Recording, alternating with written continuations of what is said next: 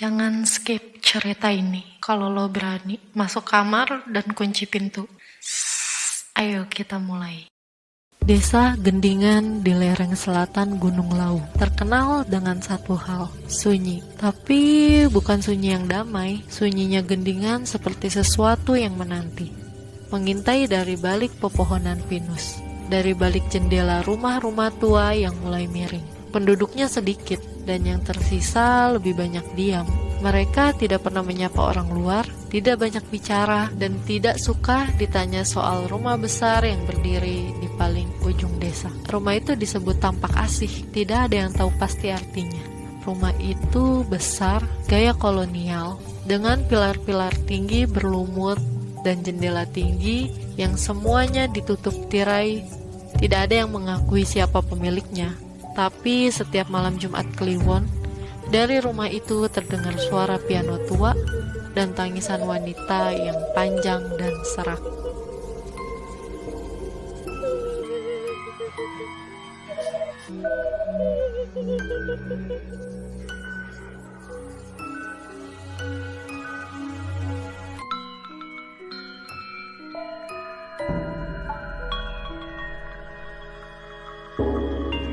Namaku Rangga. Aku dosen antropologi di sebuah universitas negeri. Aku punya satu kebiasaan buruk. Aku tidak bisa diam kalau ada cerita yang belum selesai. Apalagi cerita yang berhubungan dengan tradisi, misteri, dan hal-hal yang tidak masuk akal. Itu sebabnya aku ada di sini, di Desa Gendingan, membawa satu kamera, buku catatan, dan rasa penasaran yang kelewat batas. Aku datang karena menemukan arsip kolonial Belanda yang menyebut Rumah Putih tempat ritual penyembuhan dilakukan oleh orang-orang yang tidak lagi sepenuhnya manusia.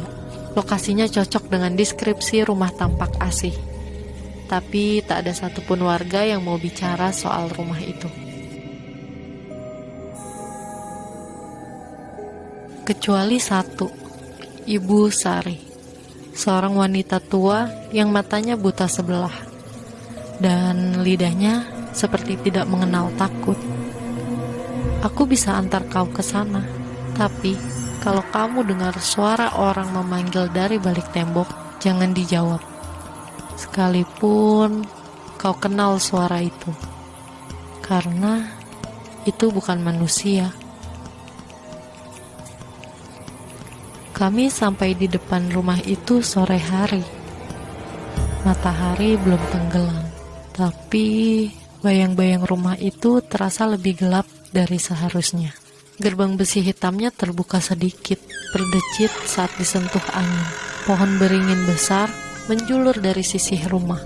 Akarnya mencengkram seperti tangan hitam yang malas melepas mangsanya. Ibu Sari nggak mau masuk. Katanya, aku tunggu di sini. Kalau kamu belum keluar saat azan maghrib, aku anggap kamu sudah jadi milik mereka. Lalu aku masuk ke rumah itu sendiri. Udara di dalam rumah langsung berubah. Dingin, pengap, dan bau. Bukan bau bangkai, bukan bau debu, tapi seperti bau bunga yang membusuk dan tanah yang digali belum lama. Lantai marmernya sudah retak, langit-langit tinggi tapi penuh sarang lebah. Ada lukisan-lukisan tua di dinding. Semuanya potret wanita bergaun putih. Wajahnya kabur dan di tengah ruang tamu ada sebuah kursi roda tua menghadap tangga. Kosong, tapi seperti baru saja ditinggalkan. Aku mengangkat kamera. Baru akan mengambil gambar pertama. Tapi tiba-tiba ada suara. Rangga. Suara itu pelan, tapi jelas. Suaranya perempuan memanggil namaku dari atas lantai.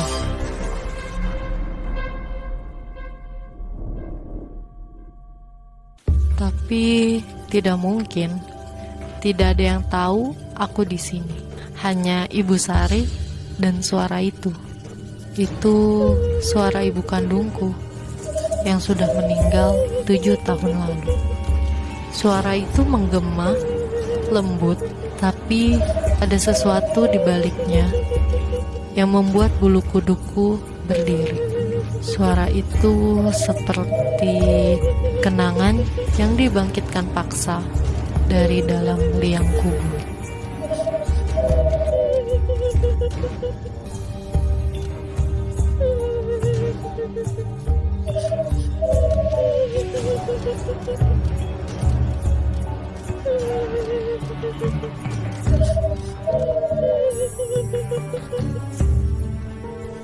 Aku berdiri membeku di tengah ruang tamu.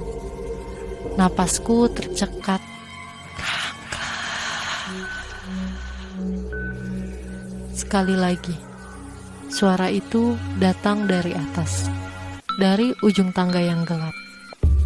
Cahaya sore tidak mampu menjangkau ke sana, hanya bayangan.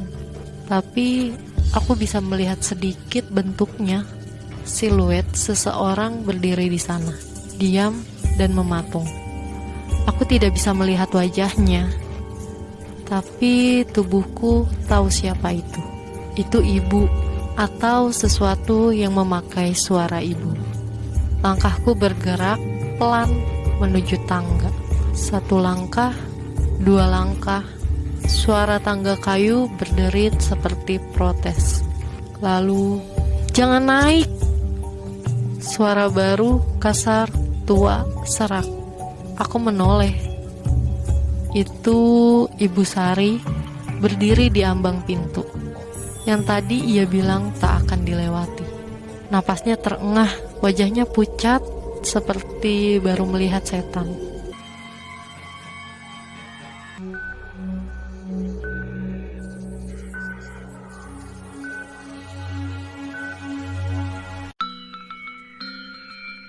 "Turun, Rangga, itu bukan ibumu. Dia sedang meniru suara yang paling kamu rindukan." Aku turun, gemetar, dan saat aku kembali menjejak lantai pertama, siluet di atas tangga itu menghilang. Tapi tidak dengan suaranya. Ia tertawa pelan, panjang, seperti suara wanita yang menangis dan tertawa sekaligus.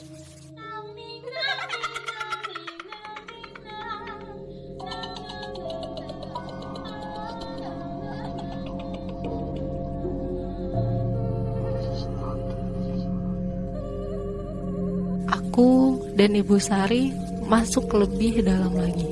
Ia membawa sekantong garam dan seikat kemenyan hitam yang baunya pahit. Tempat ini bukan sekedar angker. Ini rumah yang menyimpan siapapun yang pernah masuk terlalu dalam dan tidak keluar dalam bentuk manusia. Kami menemukan ruang makan. Di dalamnya ada meja, kursi 12 buah, dan semuanya itu menghadap ke satu arah, ke ujung meja di mana ada kursi paling besar, paling tinggi berdiri. Ada bekas makan malam di meja, masih baru, piring-piring keramik antik, sendok perak, nasi, ayam goreng, dan sambal. Bahkan ada teh di dalam gelas keramik. Tapi nasinya penuh ulat, ayamnya bernafas, tehnya berdarah. Aku mundur, Ibu Sari hanya menggenggam garamnya lebih erat lagi. "Jangan lihat terlalu lama, mereka sedang menjamu yang datang dan yang tidak akan kembali." Di ujung ruang makan ada sebuah pintu kayu. Pintunya dicat hitam, ada bekas-bekas cakaran di permukaannya, dan ada celah di bawah pintu. Keluar kabut tipis yang dingin seperti es. "Apa ini?" tanyaku kepada Ibu Sari. Ibu Sari menggigil. "Itu lorong tampak asih, pusat dari rumah ini, tempat semua suara berasal, semua kenangan palsu dilahirkan, semua yang kau cintai akan dipanggil keluar untuk menuntunmu masuk ke dalam." Aku menatap pintu itu lama, lalu di balik pintu itu ada suara ayahku. "Aku di sini, Rangga, ibumu terjebak, tolonglah kami, anakku."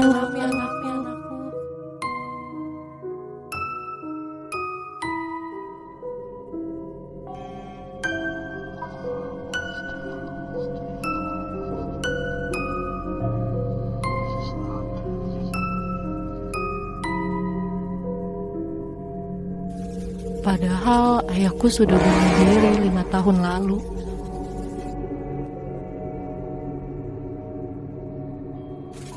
Kami berdiri di depan pintu lorong itu. Cat hitamnya mengelupas. Cakarannya dalam dan aku tidak tahu bagaimana menjelaskannya. Tapi pintu itu seperti hidup, seperti berdetak, seperti bernafas. Dari bawah pintu keluar kabut dingin yang semakin menebal. Di antara uap putih terdengar desahan dan suara-suara langkah pelan, kecil, seperti anak-anak berlari di lantai basah. Rangga.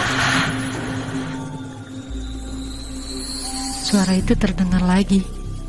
Kali ini bukan ibuku, bukan ayahku, tapi suara diriku sendiri. Aku sendiri memanggil namaku dari dalam lorong. Aku merasa ingin muntah. Ibu Sari, suara itu suara aku sendiri. Ia mencengkram bahuku, lalu berkata, kalau kamu jawab, dia akan dapat bentukmu. Kamu akan ada 2, dan salah satu dari kalian akan digantikan. Hah? Digantikan? Iya, diganti. Dihapus, dan dihisap ke dalam lorong, dan dilupakan. Kami masuk ke ruang setelah pintu lorong. Langit-langitnya rendah. Dindingnya seperti diselimuti jamur hitam, lembab, bau amis yang menyengat. Ada cermin besar di ujung ruangan, tua, berdebu, dan retak di tengahnya. Tapi bayangan kami tidak sama. Aku dan Ibu Sari berdiri berdampingan di depan cermin. Tapi pantulan itu, aku sedang sendiri. Di cermin, sosok aku sedang tersenyum. Tapi akunya tidak tersenyum. Lalu cerminnya bergerak sendiri, bergelombang seperti air. Tangan dari dalam cermin meraih keluar. Tangan yang kurus, pucat, kukunya hitam dan panjang, dan mengenakan jam tangan yang sama persis denganku. Ibu Sari melempar garam ke dalam cermin. Kembali kau ke dalam, bukan gilirannya. Cermin itu menjerit dan bayangannya meleleh. Tangannya terbakar dan menghilang. Kami lari, tapi lorongnya berubah. Tidak ada jalan keluar. Dindingnya menjadi sempit. Atapnya seperti menunduk. Kami mulai harus merangkak. Ada suara-suara di sekitar kami, tapi bukan dari satu arah. Semua berasal dari dalam kepala. Tiba-tiba aku melihat diriku saat kecil. Di usia sekitar 7 tahun. Duduk memeluk boneka kayu peninggalan ibuku. Boneka yang sudah kubakar di makam ibu. Aku di sini, Karangga. Kamu lupa ya? Kamu janji tidak akan pernah meninggalkan aku. Kataku, siapa kamu? Kan aku kamu. Versi yang kamu tinggalin di rumah sakit dulu, waktu ibu mati, waktu kamu lari. Tanganku gemetar, ingin menyentuhnya, tapi Ibu Sari menarikku. Jangan, itu bagian dari ingatanmu yang dibentuk ulang. Jika kamu menyentuh, kamu akan jadi bagian dari ruangan ini. Akhirnya kami menemukan pintu keluar yang kecil. Tapi ada satu lagi di depan pintu. Kursi kayu dan ada sosok seorang wanita berambut panjang dan wajahnya tidak terlihat sedang duduk di kursi kayu itu. Tapi tangannya memegang foto lama, foto keluarga kami. Aku, ibuku, dan ayahku sedang berdiri di depan rumah tua. Sosok wanita itu perlahan mengangkat wajahnya. Dan itu benar-benar ibuku, tapi matanya hitam semua. Wanita itu duduk di kursi dengan tenang. Tangannya pucat, ujung-ujung jarinya hitam keunguan. Matanya tanpa bola mata, hanya lubang hitam menganga seperti jurang yang menatap balik ke dalam jiwaku. Senyumnya pelan dan lembut. Ibu selalu tersenyum seperti itu dulu. Tapi mulut ini terlalu lebar, terlalu panjang, dan terlalu salah. Anakku, kau jauh sekali. Ibu kedinginan.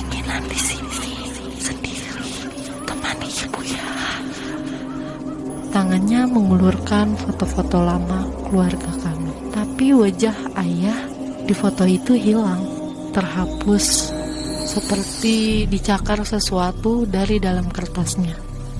Lalu foto itu berdarah. Darahnya menetes ke lantai, menyebar dan membentuk tulisan, "Siksa dimulai setelah kau mengaku." Ibu Sari mendorongku, "Jangan dengarkan dia, itu bukan ibumu. Itu perwujudan asih palsu, semacam makhluk perayu, penjaga peralihan. Kalau kau jawab dia akan masuk. Kau tidak sayang ibu." Sosok itu berdiri dari kursi. Tubuhnya retak-retak saat bergerak. Tulangnya bunyi seperti patah. Lehernya terpelintir, perlahan ke kanan dan ke kiri. Sampai ada bunyi kerak terdengar jelas. Tapi dia terus tersenyum. "Ibu sudah mengganggumu 7 tahun, Rangga, di ruangan ini. Waktu tidak berjalan. Aku tidak tidur. Aku tidak makan. Aku hanya. Dia melangkah maju. Ibu Sari mulai membacakan mantra. Tapi suara dari makhluk itu langsung berubah. "Ibu Sari, sudah waktunya kamu dibawa kembali." Seketika tubuh Ibu Sari tersentak. Ia muntah darah. Dan di belakang bajunya muncul bekas cakaran 3 jari yang terbakar seperti disayat besi panas. Ibu Sari jatuh terlutut. Aku menjerit, "Apa yang kamu lakukan?" Makhluk itu berbisik dengan suara 2 lapis. Suara ibu dan suara lain yang dalam, serak dan bukan manusia. Aku hanya mengambil milikku yang dulu dikembalikan paksa. Tiba-tiba, lampu gantung tua di atas kami menyala sendiri. Cahayanya menerangi wajah makhluk itu sepenuhnya. Dan akhirnya aku tahu, itu bukan ibu, bukan makhluk yang menyamar sebagai ibu, tapi entitas yang memakai wajah ibu karena wajah aslinya berubah-ubah. Sesekali tampak seperti aku yang tua, sekali seperti anak kecil yang menangis dan menatap sekaligus menyerap.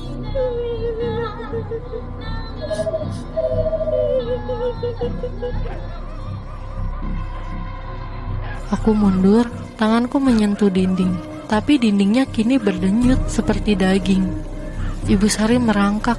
Kata Ibu Sari, ada satu cara keluar. Katanya dengan suara pelan, "Harus ada yang tinggal di sini untuk menggantikan sesuatu yang telah dilepaskan." Aku menoleh cepat. "Apa maksudmu?" Tapi sebelum dia menjawab, sosok ibu itu membuka mulutnya lebar-lebar hingga ke dadanya. Di dalamnya ada kegelapan murni, dan dari dalamnya keluar suara tertawaku sendiri. Cermin di belakang kami pecah. Retakannya membentuk lambang segitiga dengan mata di tengah. Dari situ keluar suara-suara. Suara langkah kakiku saat kecil, suara ibuku menangis di malam sebelum ia meninggal. Suara ayahku yang berkata, "Jangan masuk ke ruangan belakang, Rangga, apapun yang terjadi." Dan satu suara baru, "Selamat datang anak tampak asih. Rumah ini mengenal darah kamu." Aku menoleh kepada Ibu Sari. Wajahnya kini pucat, tubuhnya mulai mengering, seperti dihisap dari dalamnya. "Rangga, kamu keturunan pemilik rumah ini. Kamu dipanggil bukan karena kamu penasaran, tapi karena darahmu adalah darah kunci." Aku berlutut di lantai yang kini menjadi lantai daging. Permukaannya lembek, berdenyut pelan seperti jantung. Di bawah telapak tanganku, aku bisa merasakan urat-urat yang bergerak, menjalar naik ke pergelangan tangan. Ibu Sari jatuh, tubuhnya mengering cepat, matanya memutih, tapi sebelum napas terakhirnya, dia berkata dengan napas tercekat, "Darahmu adalah kunci terakhir. Kamu bukan tamu. Kamu pewaris. Kamu bukan korban. Kamu penerus." Lalu kepalanya terkulai. Mak Sari mati di depanku dan darahnya merembes ke lantai. lalu mengalir ke arahku. Tiba-tiba, ruangan di sekitarku memudar. Aku tidak lagi di rumah itu, tapi berada dalam kenangan. Bukan kenanganku, tapi kenangan darah. Aku melihat seorang lelaki Belanda tua berpakaian pendeta, tapi matanya kosong. Ia berdiri di altar batu, memegang bayi, lalu berkata, untuk membuka gerbang antara dunia dan lorong bawah, harus ada darah lahir dan darah kembali. Bayi itu digores sedikit di dahinya. Darah menetes ke altar, dan darah itu bernyanyi, tapi bukan nyanyian manusia, melainkan seperti suara ribuan mulut yang tidak punya lidah. Lalu ada kilat dan semuanya gelap. Aku membuka mata dan kembali di rumah, tapi semuanya berubah. Langit-langitnya penuh dengan tubuh-tubuh tergantung, tapi bukan mayat. Mereka hidup, matanya bergerak, bibirnya bergetar. Mereka digantung terbalik dengan mulut dijahit dan dada digurat simbol aneh. Salah satunya adalah wajahku. Aku melihat diriku sendiri tergantung di atas, tapi tubuh itu tua dan lusuh. Seperti diriku di 15 tahun ke depan. Dia membuka matanya dan berbisik pelan, "Kau akan menjadi aku jika tetap di sini." Tiba-tiba tangan-tangan muncul dari lantai mencengkram kakiku, memaksaku jatuh. Lengan-lengan kurus dengan kuku besi dan kulit yang meleleh seperti lilin. Aku berteriak, tapi suaraku tercekik. Lalu dalam kegelapan lorong, sosok ibu itu kembali. Tapi kini dia lebih besar, tingginya hampir menyentuh langit-langit. Rambutnya seperti akar pohon tua yang hidup, menjulur ke segala arah, dan mulutnya lebar, robek sampai ke telinga. Dia berbisik, "Darahmu sudah dipanggil, dagingmu tetap di sini, tapi jiwamu akan dikirim ke dalam." "Ke dalam apa?" tanyaku lirih. Dia tersenyum, mulutnya terbuka, dan dari dalam terdengar suara bayi menangis. Suara bayi itu adalah suaraku sendiri. Tiba-tiba tembok rumah itu mulai membuka. Bukan retak, bukan runtuh, tapi melipat, seperti kulit yang dikuliti dari dalam. Di balik tembok itu ada koridor tanpa cahaya, tanpa waktu, tanpa ujung. Aku didorong ke sana. "Masuklah, pewaris tampak asih. Kau lahir dari lorong ini, dan kau akan mati di lorong yang sama. Kecuali aku berhenti, ikuti ritual terakhir, persembahkan satu jiwa, maka rumah ini tidak akan menelanmu. Kau akan menjadi bagian darinya. Kau akan menguasainya." Aku kembali ke ruang awal, tapi kini sendirian. Di rumah sunyi, gak ada Ibu Sari, gak ada lorong, dan tidak ada iblis. Cermin yang mulai menunjukkan bayangan. Di dalam cermin ada seorang wanita masih muda. Aku kenal dia, satu-satunya yang pernah tahu soal lukisan aneh di kamar ibuku. Satu-satunya yang mengingat aku pernah hilang seharian waktu umur 9 tahun. Namanya Wulan. Dan di cermin itu dia terikat, matanya menangis, bibirnya berkata, "Jangan lakukan ini, Rangga." Dan di dinding rumah itu muncul ukiran, "Berikan yang tahu, maka kamu jadi yang ditunggu." Aku berdiri di ruangan itu, gelap, tapi cahayanya seolah datang dari dalam tembok. Dinding-dindingnya berdenyut, seakan rumah ini tuh bukan bangunan, tapi tubuh raksasa.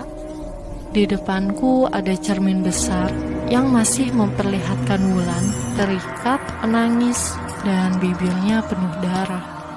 Di tanganku ada pisau perak peninggalan kolonial, berat, dingin, dan terasa hidup. Jantungku berdetak keras. Pilihannya jelas, Tikam Wulan. Persembahkan dia sebagai jiwa yang tahu, dan aku akan menjadi penerus rumah ini. Hancurkan cermin dan bebaskan dia. Aku gemetaran, mulutku kering. Rangga! Suara Wulan dari cermin. Kau bukan milik mereka. Rumah ini cuma tahu satu hal. Bagaimana menipu sampai kau percaya itu pilihanmu sendiri. Tiba-tiba seluruh rumah bergetar. Dari bawah lantai terdengar jeritan, suara anak-anak, suara wanita, suara tangis yang diseret. Itu bukan suara masa lalu, itu suara mereka yang memilih kekuasaan. Mereka yang pernah juga seperti aku. Dinding rumah berbisik. Semua yang memilih kami tak pernah benar-benar keluar. Mereka hanya berubah wajah. Suara ibuku kembali terdengar.